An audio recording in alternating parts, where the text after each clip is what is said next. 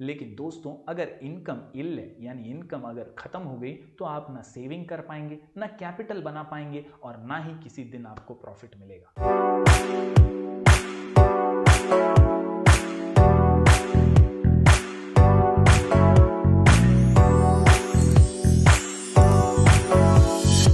Hello everyone, मैं हूं जयेश राजगौर और स्वागत है आप सभी का इस नए इंटरेस्टिंग यूट्यूब वीडियो में। दोस्तों हम पढ़ रहे हैं क्लास 12th का इकोनॉमिक्स न्यू सिलेबस और हम पहुंच चुके हैं chapter number 1 introduction to micro and macro economics के लेक्चर नंबर 5 पर। दोस्तों आज हम डिस्कस करेंगे फीचर्स ऑफ मैक्रो इकोनॉमिक्स। दोस्तों जैसा कि आप जानते हैं हमने इस चैप्टर में देखा कि माइक्रो और मैक्रो इकोनॉमिक्स ये दो शाखाएं हैं इकोनॉमिक स्टडी की। जी हाँ, अगर आप इकोनॉमी को स्टडी करना चाहते हैं तो अगर आप स्मॉल इंडिविजुअल यूनिट्स को स्टडी करेंगे तो वो कहलाएगी माइक्रो इकोनॉमिक स्टडी, और अगर आप स्टडी करेंगे large economy as a whole, aggregates जो बड़े बड़े होते हैं उन्हें स्टडी करेंगे तो उसे कहते हैं मैक्रो इकोनॉमिक स्टडी। आज के इस वीडियो में हम features of macro economic study करने वाले हैं। तो दोस्तों अगर आप इस चैनल पर नए हैं तो जरूर इसे सब्सक्राइब कीजिए, बेल आइकन दबाइए, क्योंकि यहां आपको लगातार ऐसे ही इंफॉर्मेटिव वीडियोस मिलते रहेंगे। दोस्तों आपने अगर पहले के वीडियोस नहीं देखे तो ऊपर आई बटन पर क्लिक कीजिए, वहां आपको वो सारे वीडियोस मिल जाएंगे माइक्रो इकोनॉमिक्स से जुड़े हुए। दोस्तों आप प्लेलिस्ट में भी जा सकते हैं, वहां आपको चैप्टर वाइज प्लेलिस्ट मिलेंगी जिससे आपको बोर्ड एग्जाम में स्कोर करने में मदद मिलेगी। तो चलिए बढ़ते हैं आगे और आज के आंसर को समझ लेते हैं। सबसे पहले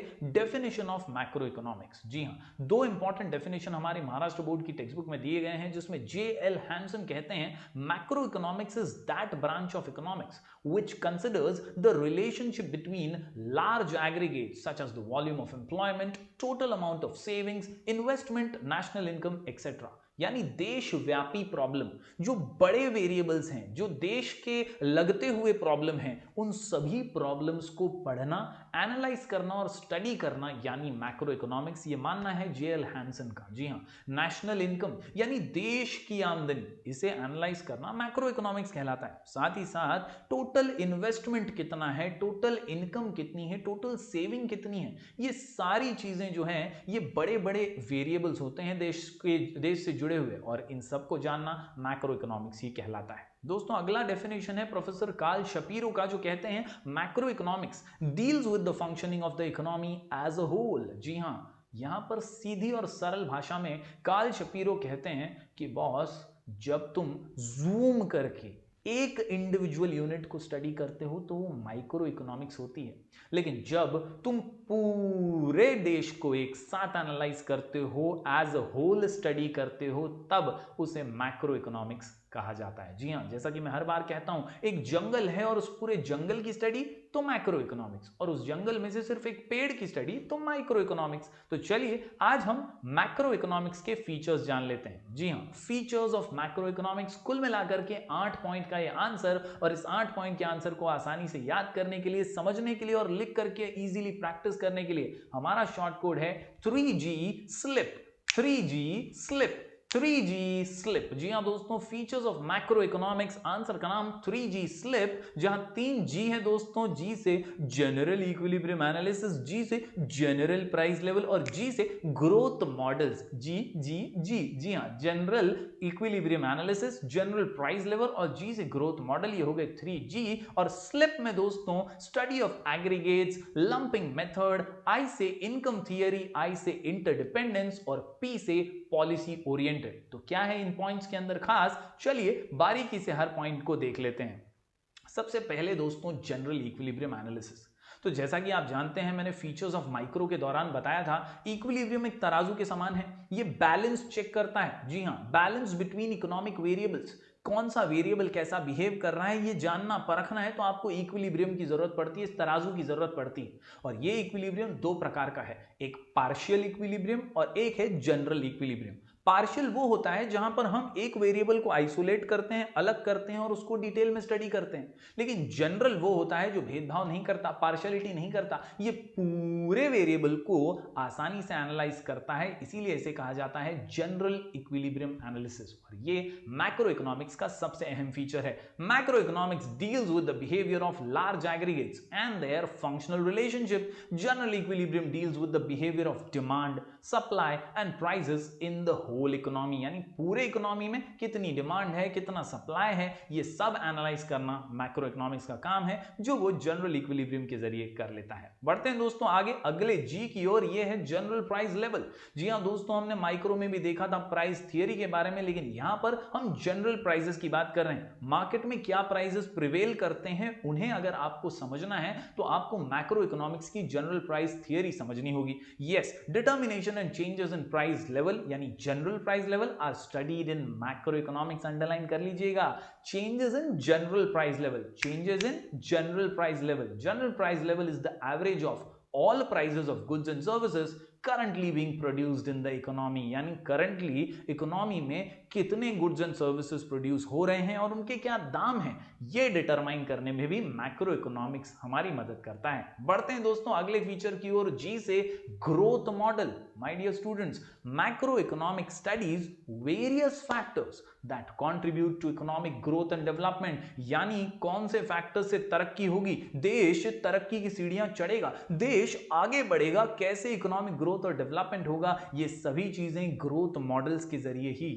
हम पढ़ सकते हैं, समझ सकते हैं, और इनमें हमारी मैक्रो इकोनॉमिक स्टडी मदद करता है। It is useful in developing growth models. अच्छे ग्रोथ मॉडल्स, अच्छी योजनाएं, अच्छी पॉलिसीज, प्रॉब्लम्स के सॉल्यूशंस अगर फाइंड करने हैं तो मैक्रो इकोनॉमिक स्टडी बहुत उपयोगी साबित होगी। These growth models are used for studying economic development. For example दोस्तों, यहां पर एक बेहतरीन सा एग्जांपल है Mahalanobis growth model emphasised on basic heavy industries. ये जो महान इंसान है महालनोबिस, इसके बारे में अगर आप गूगल करेंगे तो आपको बहुत सारी जानकारी मिलेगी। महालनोबिस जो हैं, इनका ग्रोथ मॉडल भारत के लिए बहुत जबरदस्त रहा, जहां पर बेसिक हेवी इंडस्ट्रीज पर इन्होंने एक जबरदस्त सा मॉडल दिया और इससे हमारी बेसिक हेवी इंडस्ट्रीज को बहुत फायदा भी पहुंचा। बढ़ते हैं दोस्तों आगे, 3G स्लिप के अंदर एस से एक सरल और सिंपल सा पॉइंट, स्टडी ऑफ एग्रीगेट्स। जी हां दोस्तों, अगर हम कंपैरिजन करें तो माइक्रो में हम पढ़ते थे स्टडी ऑफ इंडिविजुअल यूनिट्स, यानी एक की स्टडी है अनेक की नहीं, एक की स्टडी है अनेक की नहीं, लेकिन यहां पर दोस्तों हम मैक्रो पढ़ रहे हैं और इसीलिए ये अनेक की स्टडी है एक की नहीं, अनेक की स्टडी है एक की नहीं, अनेक की स्टडी है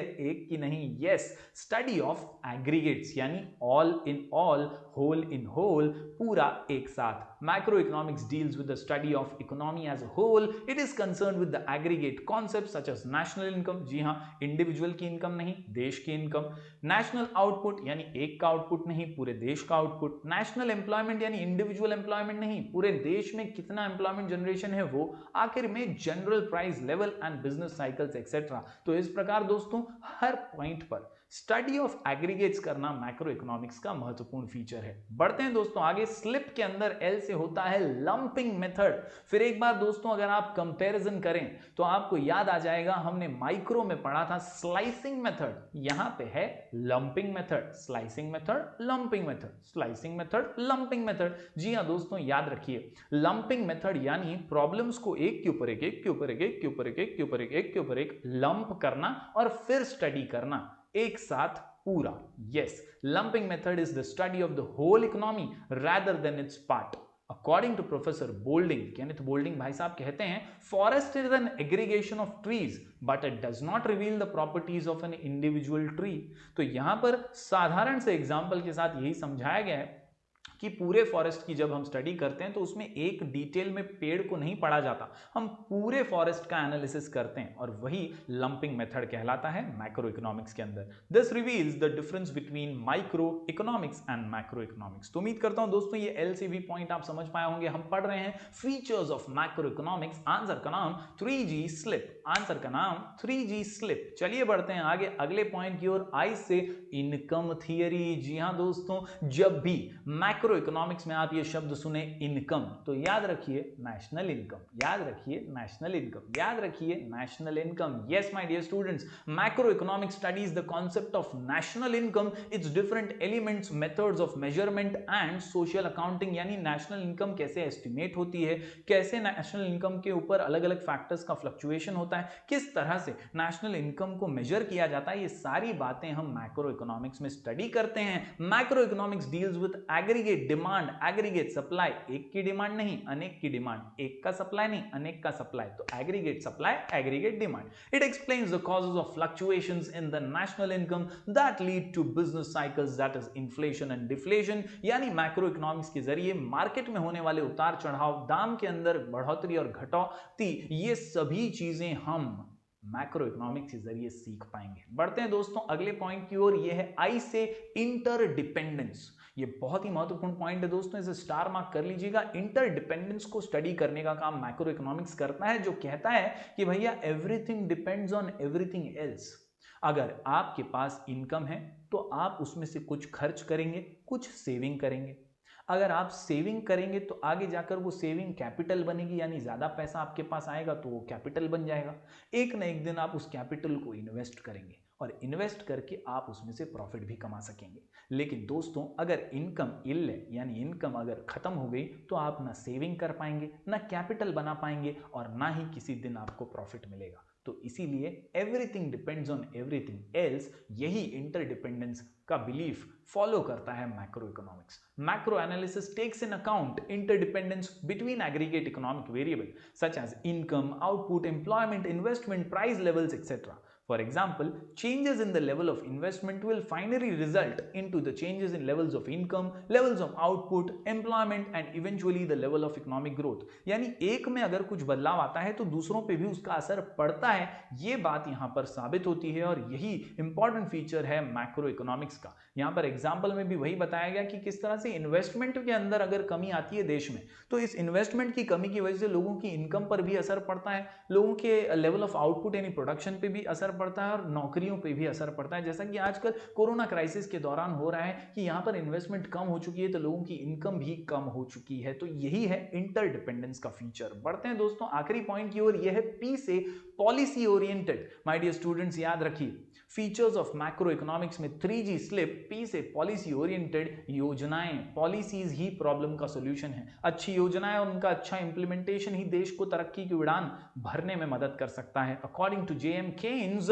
macro economics is a policy oriented science. ये एक पॉलिसी ओरिएंटेड साइंस है। It suggest suitable economic policies to promote economic growth, generate employment, control of inflation and depression etc. यानी हर प्रकार के प्रॉब्लम से लड़ना है तो बॉस आपको पॉलिसी ओरिएंटेड बनना है। उम्मीद करता हूं दोस्तों ये सभी पॉइंट्स आज के आपको क्लियर हो गए होंगे। कंक्लूजन में बस इतना ही समझिए कि macro economics is the branch of economics which analyses the entire economy. ये एक की नहीं अनेक की स्टडी है। It deals with the total employment, national income, national output, total investment, total consumption, total saving. आप देखिए सब जगह पे total total total total total total total total total total हर जगह पे टोटल है। एक की नहीं अनेक की स्टडी है। जरूर कमेंट में भी लिखिएगा एक की नहीं अनेक की study is equal to macro economics. जी हाँ दोस्तों, यस यहां पर हर चीज के टोटल्स को काउंट किया जाता है। टोटल सेविंग्स का हो या टोटल इन्वेस्टमेंट का या टोटल कंजम्पशन का, business fluctuations etcetera, all these things are studied in macro economics. Thus macro economics is the study of aggregates. तो उम्मीद करता हूं दोस्तों आपको यह आंसर समझ में आ गया होगा। आज हमने पढ़ लिया features of macro economics. Answer का नाम 3G स्लिप, जहां हमने 8 पॉइंट्स इजीली देख लिए हैं। जरूर इनकी लिख करके प्रैक्टिस कीजिएगा और आप आसानी से इसे बोर्ड एग्जाम में प्रेजेंट कर पाएंगे। अगर कोई भी डाउट हो तो मैं आपको इंस्टाग्राम पे मिल जाऊंगा। मेरा आईडी है राजगौर जयेश वी। आप हमारा टेलीग्राम चैनल भी ज्वाइन कर सकते हैं, नाम है स्काई एजुकेशन ऑफिशियल। यहां हम रेगुलरली नोट्स वगैरह डालते रहते हैं। इसके अलावा you can also download our app sky education from play store. यहां पर भी हम रेगुलर अपडेट्स देते रहते हैं। तो दोस्तों हम मिलेंगे फिर एक बार कुछ और नए वीडियोस के साथ। तब तक के लिए do like, share and subscribe.